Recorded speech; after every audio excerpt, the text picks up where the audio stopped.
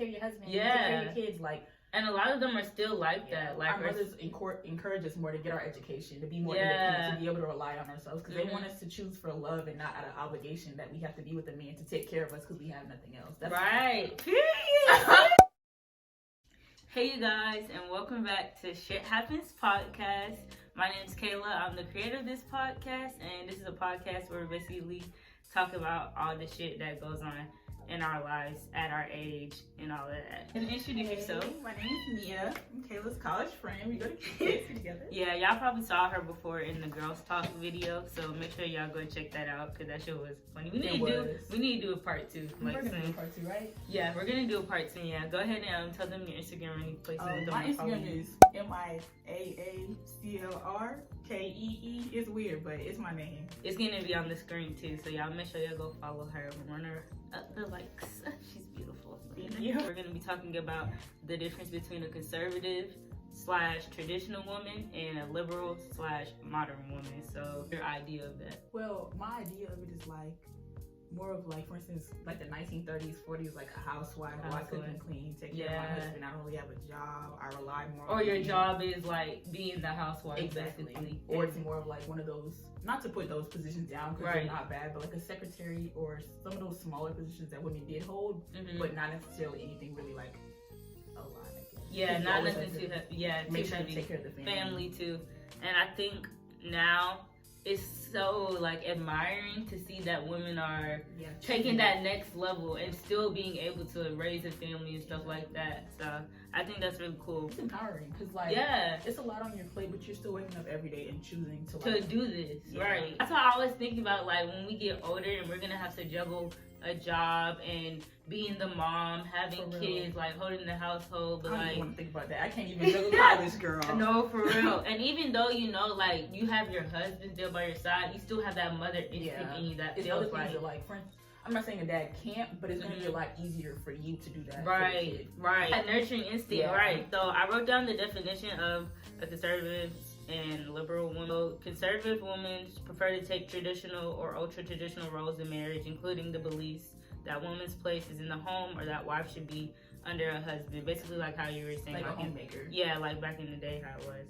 And then it said a liberal woman finds the balance of being both soft and strong with her emotions when it's required. It's like a merge. So a lot of women nowadays are probably more modern, liberal women, which I think is great, but I feel like they still have some like aspects of a traditional woman that we like take. Because I feel like the only difference really is like embracing that masculine side of you. For instance, like not being ashamed and not having a man like hold you back from wanting to present yourself that way. Like for instance, okay, you paid the rent this month. That's no biggie, you know, because at the end of the day, we're both giving in this family. Exactly, it's equal. Exactly. Yeah, that's what I like. So do you think that, because I feel like the modern woman has increased, I don't know, it's like statistically, but I feel like it's increased a lot more than traditional. It's a lot of more representation as well, because it's not as much pushback with the, no offense, the older generation being like, you gotta take care of your husband, take care of your kids, like. And a lot of them are still like that. Like our mothers encourage us more to get our education, to be more independent, to be able to rely on ourselves, because they want us to choose for love and not out of obligation that we have to be with a man to take care of us because we have nothing else. That's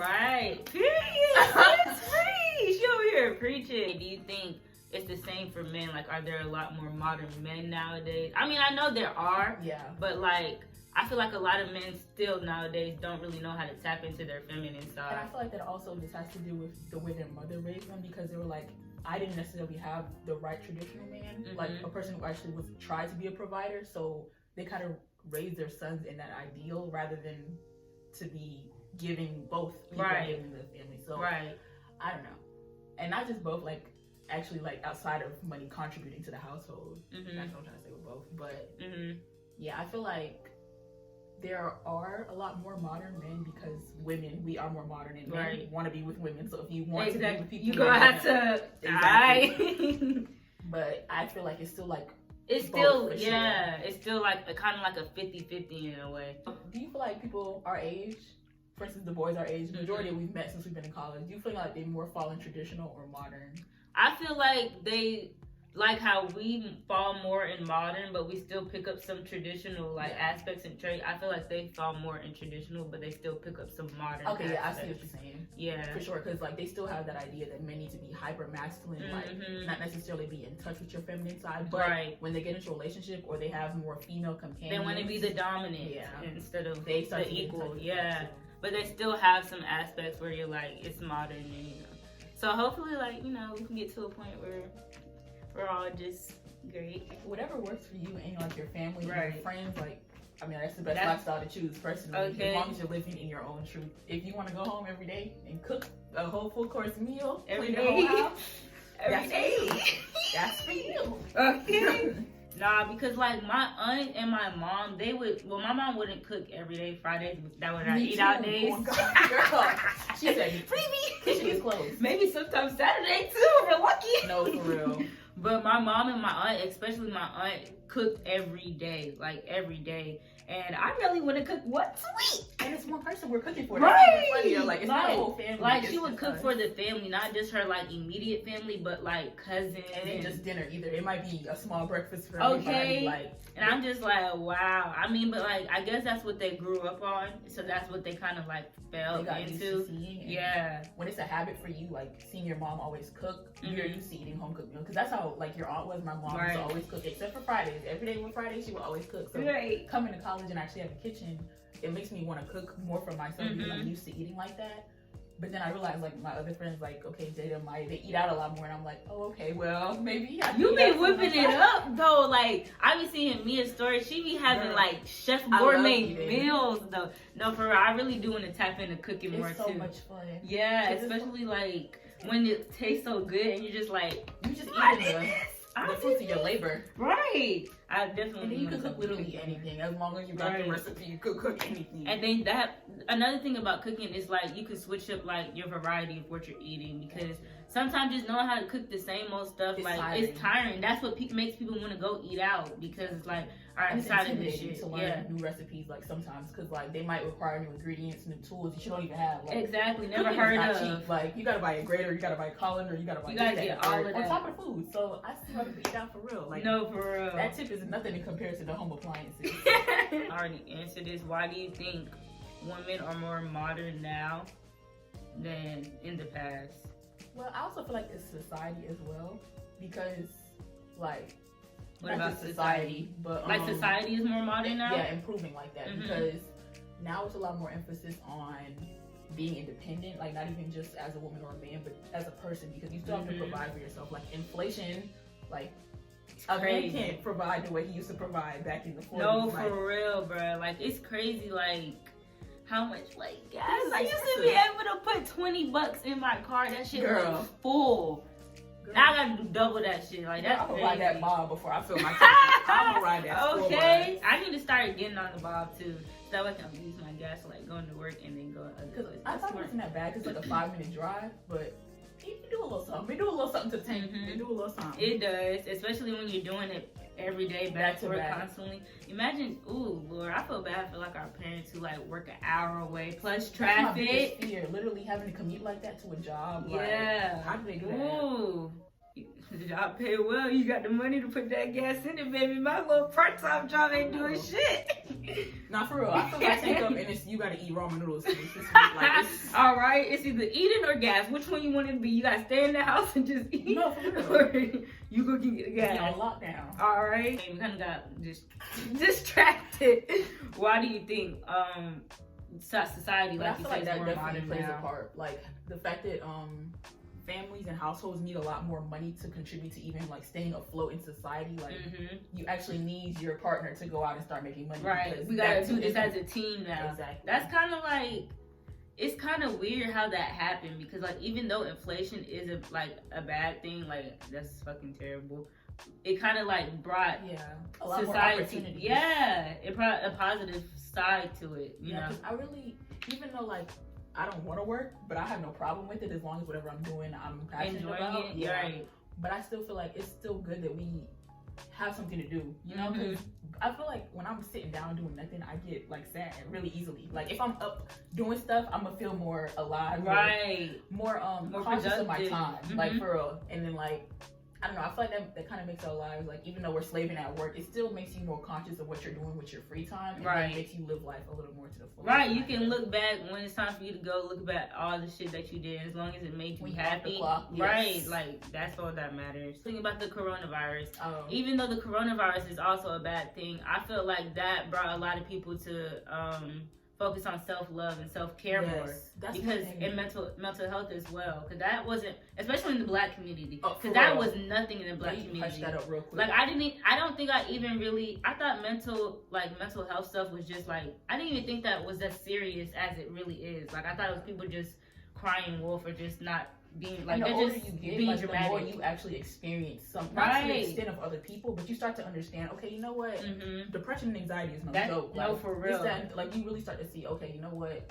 People weren't just playing when they said Right, that. they weren't just And playing. it makes you just more trying to be. empathetic and sympathetic to other Yes. people, and I really appreciate that throughout the pandemic a lot. I feel like people have become a little bit more kinder and understanding towards other people because Mm-hmm. don't Some know people the become situation. crazier too, though. Yeah, I don't know what's in Fuck the that water.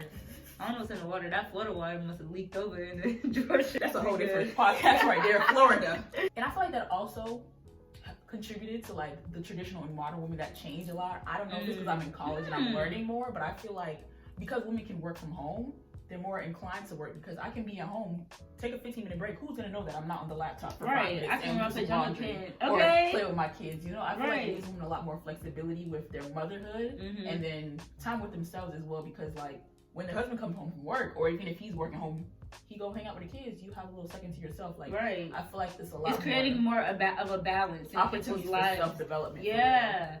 That's what I did think about how the coronavirus has really like helped with self-improvement a lot more. So I feel like with every bad, there still comes a good out of it. I hate to say that, but I completely agree. There's always a good side of There's something. always a good.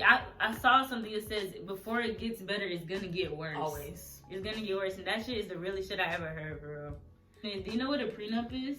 Yes. Would you want to get one of those in your marriage? Okay, see, I want to be a hopeless romantic. I try to live my life as not dumb, but as like positively and ignoring all the bad things as possible. So I'm Right. like, no, I'm not gonna get a prenup because we're gonna be together forever. But at the same time, it's like I can see why people would get them. Like if you have a business, if you have this, that, and the third before you got to that marriage. Mm-hmm. And I mean, if you're marrying someone, you should probably trust them completely. So I feel So like wait, in a prenup, if you have your own business and y'all, so can you agree to like split half the money from that business between y'all, or Yeah. that's just well, so okay, once- but if you don't have a prenup, but if you do, like the prenup outlines what you want to split and what not. Like that Okay. sometimes. Okay, even so contracts yeah, so in like general. if you have your own business, that would stay your own. The money would stay to you, but could Yeah. you still put that in like another savings account for it together, like budget it, like the money out of that? I mean, what y'all do with the relationship, I mean, That's up to probably, y'all, right? Yeah, but legally standing, probably depending on what kind of That prenup money y'all is sign, yours. yeah.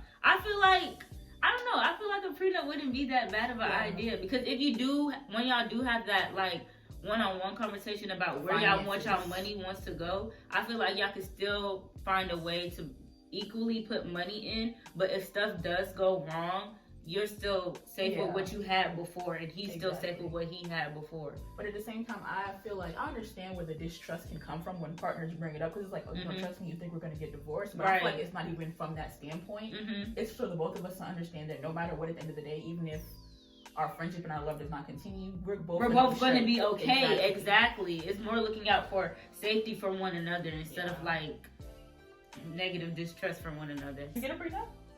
I don't know. I'm still young, so Yeah. it's not a big question for me right now. But thinking about it and like actually educating myself a little bit about it is not a bad idea to me. It's definitely not. Yeah.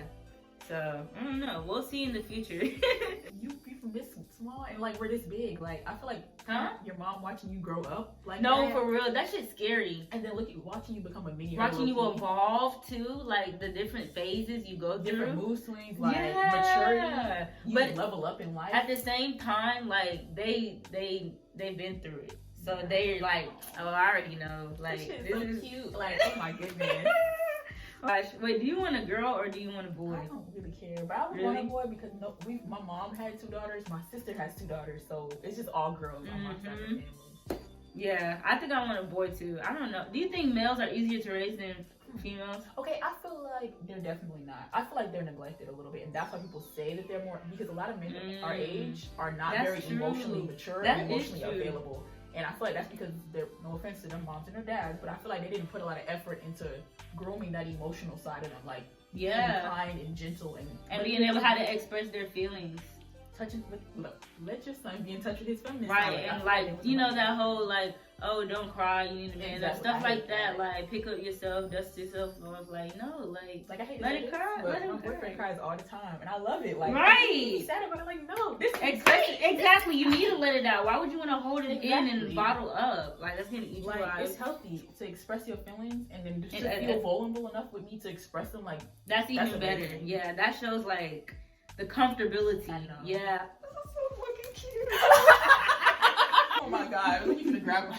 Because it's just like, oh, so beautiful. Love is beautiful. And I feel like that's also what contributes to a lot more men not being as modern because they weren't allowed to be in touch with their feminine side and with the emotions, and they weren't developed emotionally at a young age. Yeah. So it's easier for them to be like, yeah, to I'm just a shut hard it man. off. Exactly. Because they're not used to it, and it's gonna be hard for them to get comfortable because they're not used to Because it. the older they get, because you're only Yeah. gonna get in these serious relationships when you're older, so it's gonna be harder for you to change out of your ways. Like, I hate to say this, but in my relationship, I'm uncomfortable a lot because it's pushing me to grow, like in ways emotionally that I didn't expect to grow, you know. And you gotta get comfortable being uncomfortable. I have a problem expressing my feelings too. If something's like bothering me, even if it's little or something like that, I would want to hold it in because I don't want to start confrontation or something like that. Instead of just getting it off of my chest. Right there. And so I hold it in, and then a bigger argument will come. Because and then everything piled up. Yeah, everything piled up, and it'll go back to that one little Exactly. instinct, and it's just like, well, why didn't you tell me this? Exactly. And I'm just like, Sit there with your loss.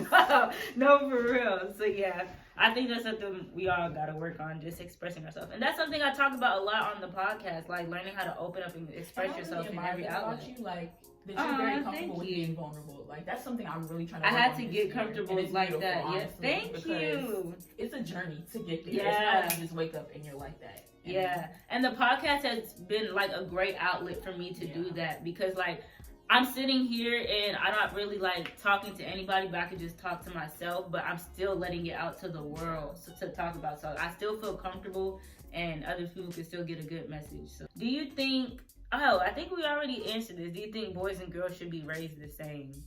Well, what do you think? Because I ain't said what I think. Right. I feel like in some aspects, yes, and then in others, kinda like like he talked about with the vulnerability thing. I feel like men do need to tap more into their feminine side, and women also need to tap into that more independent side, and you know, learn how to stand on their own and stuff like that. But then I feel like when it comes to like being a gentleman and learning how to treat a lady, those are aspects that a man needs to have, and then a woman being ladylike and knowing how to carry herself accordingly and know how to respect people on both sides. Right. Those are some things that you have to just teach a woman and teach a man. Yeah, you definitely have a point because it's not the same across the board because obviously we're gonna have different experiences in society. Right. So I see what you're saying because you need to teach your daughter, for instance, as a black woman, you're gonna encounter. Yes. Yeah. Encounter this, and as a black man, you're gonna encounter this. Like, right. Although we're both going to experience racism and discrimination and other kinds of situations, sexism, they're going to be very different. And you need to understand and be given the tools by your parents on how to take care of that. Yeah, in that aspect. But like when it comes to just like a girl can't do this, a boy can't do this, that dumb shit. Not boyfriends over. That dumb shit, fuck no. I don't care about that. Anything else you want to say? Any last things you want to say before we head out? No. Alright. Thanks again for being on the podcast. Thank you for inviting me. Y'all make sure that y'all go follow her Instagram. It's gonna be on the screen. It's gonna be linked down below. I'm not very active, so I don't know. It's okay. Y'all can still stare at her because she's beautiful. And then thanks again for watching this episode. I feel like this was really good conversation. Kind of been a little away from the podcast for a minute. She's coming back. I'm coming back though. And better. Back and better. We back and better. Make sure you guys like, comment, subscribe. Subscribe heavy. Heavy. Liking, comment. All right. And heavy on the sharing too. All right. Very much. Tell your mama, tell your daddy, tell your grandma, tell your uncle, tell your cousin, tell everybody. Tell your whole class. Tell your whole class. Let them know shit pop. I said shit pop. Shit happens is where it's at, okay? We'll see you guys in the next one.